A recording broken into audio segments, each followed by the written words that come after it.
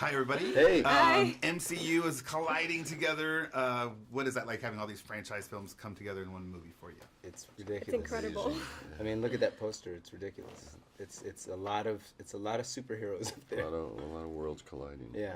And everyone's been talking about how there was no fun offset making this film. Never. It was fun when Josh Brolin wasn't around. As soon as Josh comes on the set, it's like Debbie Downer's here. Oh, he's here. Yeah. Speaking of Josh, Thanos, supervillain, what can audiences expect from the new supervillain Thanos?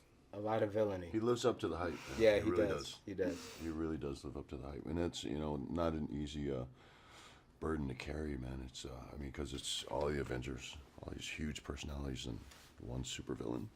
Well, all the Avengers and the Guardians connecting in this film. How was that for you, Don? It was great. I mean, it was fun to get this infusion of new blood, and Tom Holland and Benedict and all of these characters coming from these different, their different worlds, and T'Challa, Black Panther in there, so in Danai, everybody just coming together for this one storyline is pretty epic. These are theatrical generic questions, and I have on here to ask you about Drax meeting Thor. I think right off the bat, Drax is, as well as the rest of Guardians, and as well as the rest of the Marvel universe, is just super impressed with Thor. We're just in awe of him. He's just like this god man. We just can't. And when we first meet him, we just can't get over how perfect he is. And Drax just wants to point it out over and over and over in just the most ridiculous ways of how handsome and perfect this specimen is. How proportional. And they're so proportional. And Mantis comes into this Avengers world for the first time with all the other Guardians. How was the experience for you, Pom? It was so much fun. The first day of shoot, we were shooting with Robert Downey Jr., Tom Holland, Chris Hemsworth, and the Guardians, and we're just all looking at each other and just, thinking, oh, wow, this is happening. It's crazy. It was fun. It was a fun scene. Yeah. Yeah, and I had to jump around. It was fun. She was on these ones. I was just like jumping. Oh, I love it. Good. And Don, where do we find your character at the beginning of this film? That's a good question. I'm not sure. I know I'm in it, and I think I'm in more. I'm not sure how much of it I'm in, and we don't know. But we find him actually, coming back sort of to himself after what happened in the last film when we saw him in Civil War, and kind of having to negotiate these relationships again with these people that were kind of at odds. So it's good to have something to play and something deep that's happening as a counterpoint to all the fantastical stuff. And talk to us about working with the Russo brothers.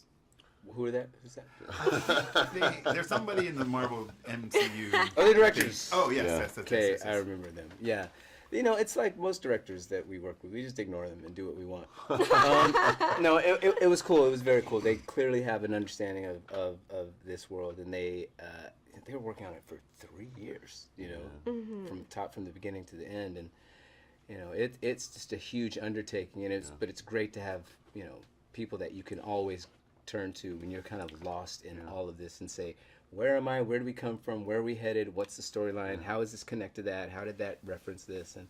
And they're always equipped with a good answer. And they're really interesting because they have a very clear vision, but they're also very open-minded. Yeah. Like they really give you a lot of freedom, and they're just really willing to hear what you think, especially if it's involving your character.